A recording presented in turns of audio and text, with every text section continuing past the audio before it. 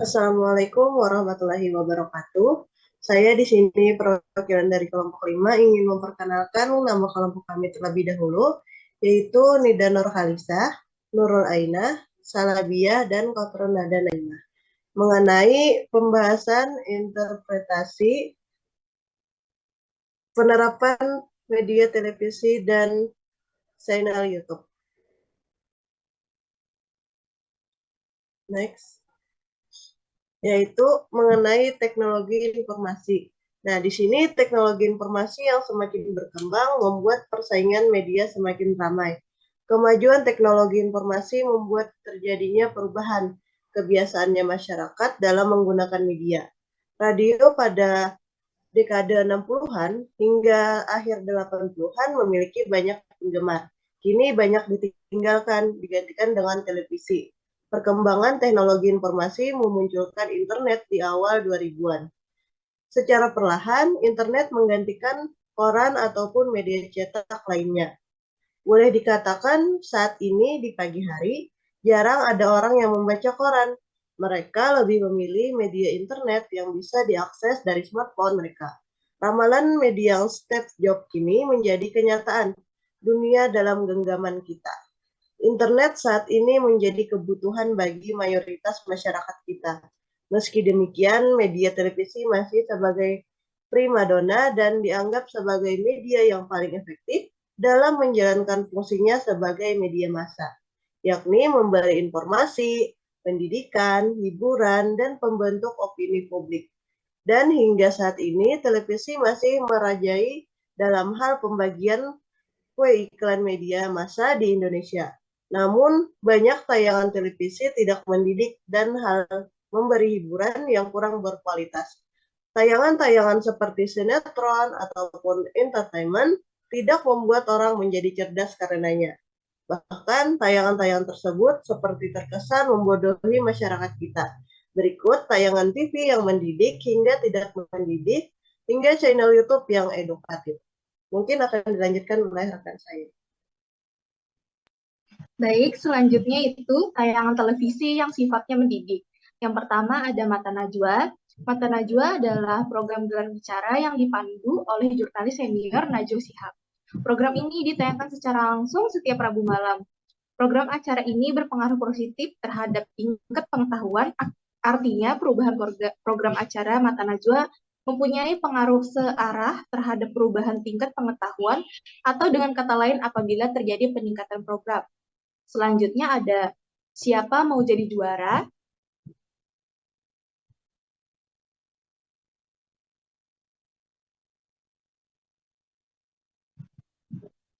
Siapa Mau Jadi Juara adalah sebuah program kuis yang tayang di Trans TV mulai 22 November 2021. Konsep awal acara ini menguji wawasan tentang pengetahuan umum, musik, gambar, kata-kata, maupun pelajaran yang didapat di bangku sekolah. Sebelum kemudian berganti konsep menjadi permainan kerakyatan yang dimainkan oleh para warga secara langsung di lokasi tempat mereka tinggal, bekerja, atau berwisata. Program ini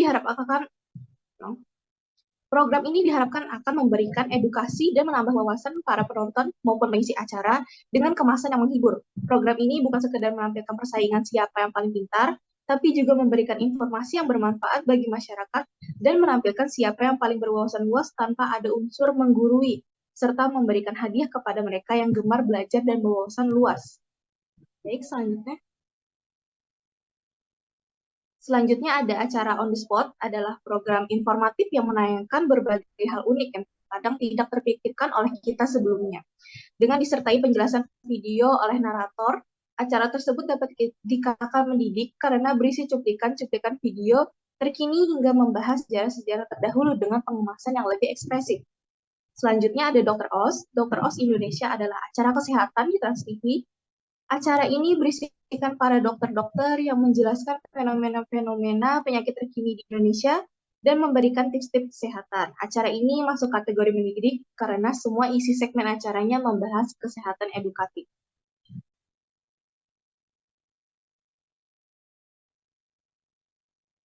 Selanjutnya Upin Ipin, acara televisi yang paling mendidik untuk anak-anak Indonesia salah satunya adalah serial Upin Ipin. Acara televisi ini mampu diterima dengan baik dan mendapatkan banyak apresiasi dari rakyat Indonesia karena mengajarkan nilai-nilai keluhuran kepada anak. Upin dan Ipin sangat disukai oleh anak-anak Indonesia karena menyajikan animasi yang menarik sekaligus nilai moral yang sangat dekat dengan anak-anak. Selanjutnya si Otan.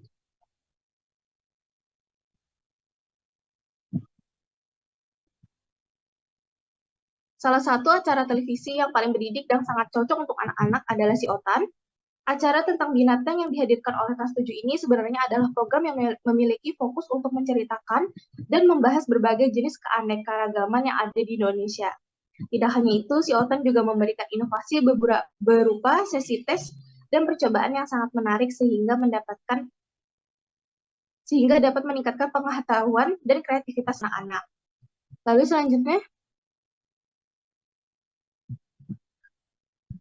selanjutnya ada Olimpiade Indonesia Cerdas. Acara ini merupakan program unggulan untuk anak-anak Indonesia yang tayang pertama kali di stasiun televisi RTV.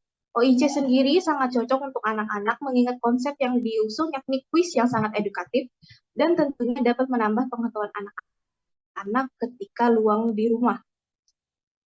Olimpiade Indonesia Cerdas ini memiliki 3 jenis acara yang berbeda, mulai dari SMA yang menjadi acara utama, dilanjut untuk junior hingga family atau keluarga.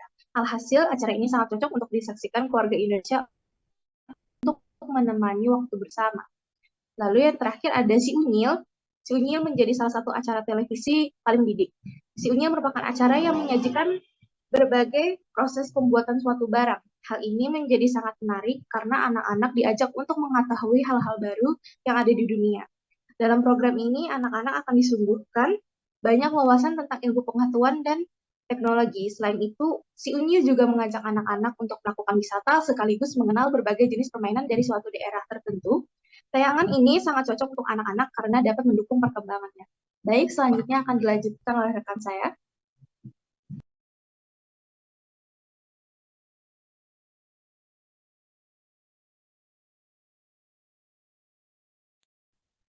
Baik, selanjutnya adalah acara televisi yang tidak mendidik. Yang pertama di sini ada Katakan Putus. Program tayangan ini masih banyak penontonnya terutama kalangan remaja. Tayangan Trans TV yang satu ini hanyalah berisi konflik pasang kekasih yang biasanya hanya meliputi konflik perselingkuhan salah satu pasangan, lalu berujung putus yang disediakan oleh stasiun televisi. Kemudian yang kedua yaitu Karma. Program dari Antv ini juga kena teguran oleh KPI dan tak mendidik, yaitu Karma, karena program TV yang sedang naik daun ini dianggap terlalu mempertontonkan hal yang tak layak siar. Salah satu contohnya adalah ketika ada adegan suami yang tega menarik sang istri yang tengah hamil, juga ada adegan seorang pria yang hendak memperkosa seorang asisten rumah tangga.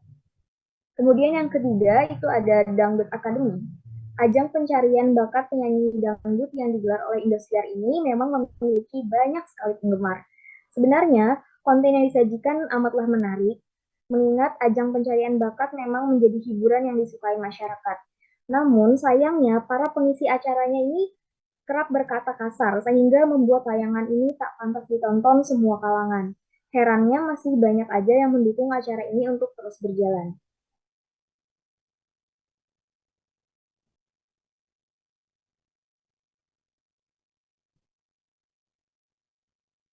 Kemudian selanjutnya ada acara Silet. Silet ini adalah sebuah program informasi hiburan yang memuat kehidupan para pesohor yang ditayangkan oleh stasiun RCTI. Silet mengungkapkan fakta-fakta berupa kejadian seputar misteri, kehidupan para selebritas, kehidupan para politikus, atau tragedi yang mengguncang kehidupan. Acara ini dikatakan tidak mendidik karena hanya berisikan berita-berita gosip para artis. Kemudian selanjutnya itu ada sinetron Ikatan Cinta. Sinetron Indonesia produksi MNC Picture di RCTI ini disutradarai oleh Dedi Janas dan dibintangi oleh Ronaldo Stockhorst, Glensa Shisara, dan Evan Sanders. Acara ini dianggap tidak mendidik dikarenakan hanya berisikan stripping sinetron yang membawa tema kehidupan rumah tangga yang dramatis. Next itu ada Pagi-Pagi Ambyar. KPI menegur acara Pagi-Pagi Ambyar yang ditayangkan oleh Trans TV. KPI menjatuhkan sanksi administratif teguran tertulis untuk program siaran yang tayang mulai jam 8 waktu Indonesia Barat dengan genre variety show ini.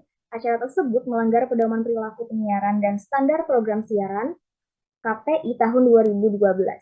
Seperti yang diketahui, acara Pagi-Pagi Ambyar yang dipandu oleh pedangdut Dewi Persik dan Nasar ini menampilkan adegan joget secara atraktif dan berlebihan. Acara ini dilakukan oleh pembawa acaranya yakni Dewi Persik, Nita Thalia, dan Nasar yang selalu menonjolkan bagian dada dan bokong serta melakukannya di atas ketinggian kren. Kondisi tersebut tentu saja membahayakan keselamatan bagi pembawa acara. Rupanya adegan itu bertepatan dengan jam belajar atau sekolah pelajar yang saat ini sedang berlangsung dari rumah, sehingga penayangan tersebut tidak tepat bagi anak-anak yang bisa saja jadi menonton program tersebut.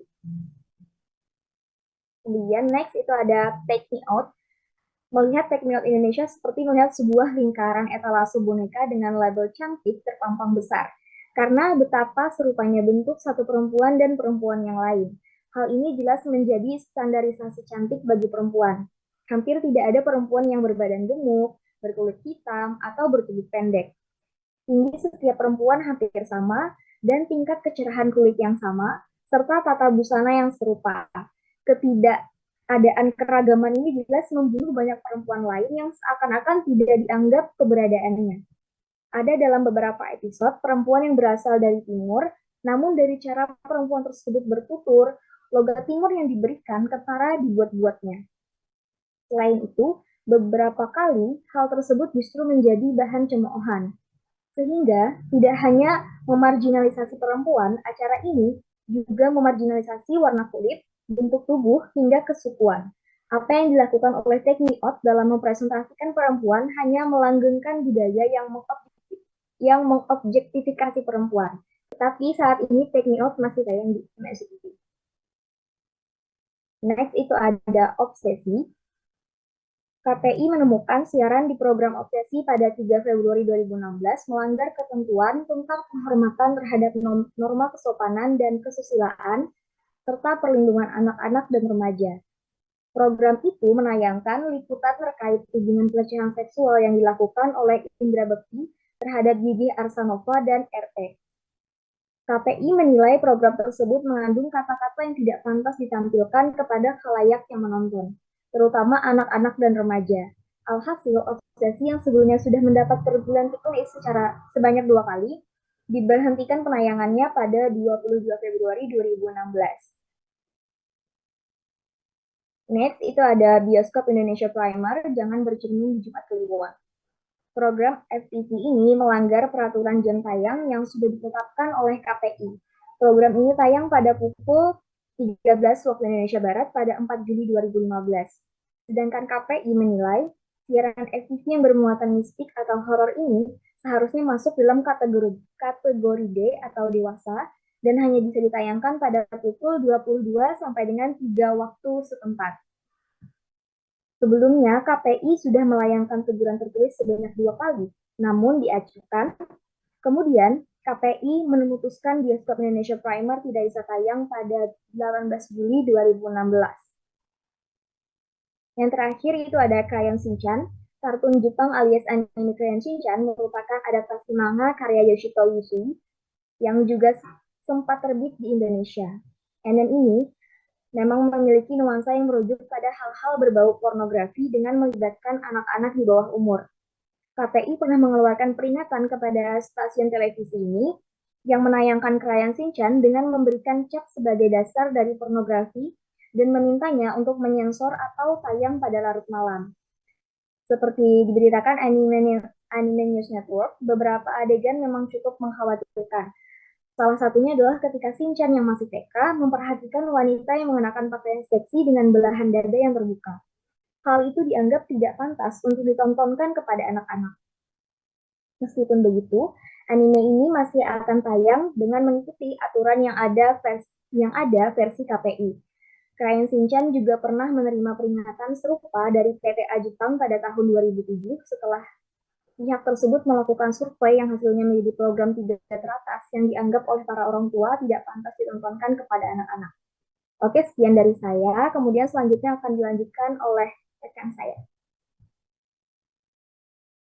Baik, selanjutnya yaitu YouTube channel yang memproduksi konten pembelajaran dan yang mendidik. Yang pertama yaitu ada 1%. 1% adalah media edukasi life skills yang mengajarkan pelajaran hidup yang tidak diajarkan di sekolah untuk mencapai kehidupan ideal yang semua orang berhak dapatkan. Didirikan pada Januari 2019, 1% begitu cepat mendapatkan perhatian publik. Belum genap 1 tahun didirikan, 1% dinobatkan sebagai channel YouTube dengan perkembangan tercepat di dunia pada bulan November 2019 versi Nox Influencer. Kemampuan 1% membawakan topik-topik berkualitas dengan ringan dan mudah dimengerti membuat 1% disenangi oleh berbagai macam kalangan. Hal-hal yang akan kamu pelajari di 1%, yang pertama, kemampuan dasar kehidupan, yang kedua, personal finance, ketiga, pemahaman diri, keempat, hubungan sosial, kelima, produktivitas dan karir, serta makna hidup. Yang kedua, yaitu ada Aspal Edu. Aspal Edu adalah channel yang menyajikan informasi teraktual tentang perkembangan teknologi pembelajaran. Mereka berharap konten yang disajikan bisa menjadi panduan, solusi, dan inspirasi bagi kalangan pendidikan dalam melaksanakan kegiatan pembelajaran. Yang ketiga yaitu ada Nihongo Mantaku. Channel ini berisikan konten-konten mendidik mulai dari tips-tips mengerjakan soal matematika hingga pengenalan budaya-budaya Jepang dan mengenalkan budaya Indonesia ke orang-orang Jepang.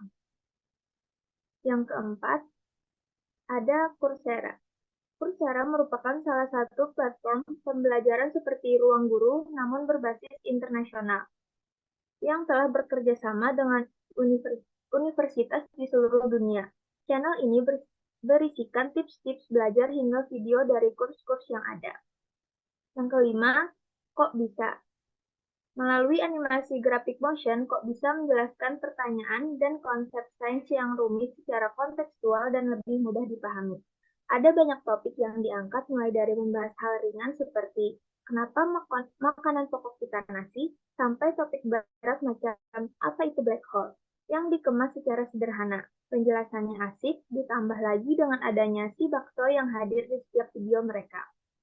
Yang keenam, Kuiper. Kuiper adalah salah satu layanan belajar online yang ditujukan untuk siswa sekolah dengan menyediakan materi, video pembelajaran, dan juga latihan soal. Di channel YouTube-nya, kamu bisa lihat beberapa video pembelajaran penting ala Kuiper sesuai kurikulum sekolah. Next. Yang ketujuh, ada KTH. Kamu harus tahu. Kamu harus tahu merupakan channel edukasi yang menyajikan berbagai informasi dan pengetahuan dalam bentuk animasi 2 dimensi. Kurang lebih konsepnya serupa dengan Kok Bisa, dengan sentuhan yang berbeda bersama karakter Joni yang selalu ingin tahu. Yang kedelapan ada Ruang Guru. Siapa yang nggak tahu Ruang Guru? Salah satu penyedia layanan dan konten pendidikan terbesar di Indonesia. Di channel Ruang Guru, mereka menyediakan banyak konten video pembelajaran secara lengkap, mulai dari fisika, kimia, sejarah, dan semuanya. Next. Yang ke-9, Ayo Mikir. Ayo Mikir, sebuah channel edukasi yang menyajikan konten tayangan inspiratif dan edukatif untuk masyarakat Indonesia yang berbasis di platform YouTube. Sesuai dengan visi misi yang diusung, Ayo Mikir mengemas tayangan edukasi yang mengedepankan kualitas namun mudah dipahami. Konten edukasi Ayo Mikir menekankan pada pembelajaran mengenai sains modern mulai dari fisika, astronomi, hingga psikologi. Tidak hanya berhenti pada program tayangan edukasi di YouTube, ini juga menjawab pertanyaan seputar sains seperti mengapa langit malam itu gelap pada platform sosial media lain seperti Instagram dan Facebook. Yang ke-10, Makin Pandai. Makin Pandai adalah channel edukasi Indonesia yang mempunyai visi mencerdaskan orang Indonesia melalui sarana YouTube serta menjadikan konten edukasi sebagai tren per-YouTubean Indonesia. Konten berisi seputar sains dan teknologi serta pengetahuan umum yang jarang diketahui. Sekian penjelasan dari saya, selanjutnya akan dilanjutkan oleh rekan saya.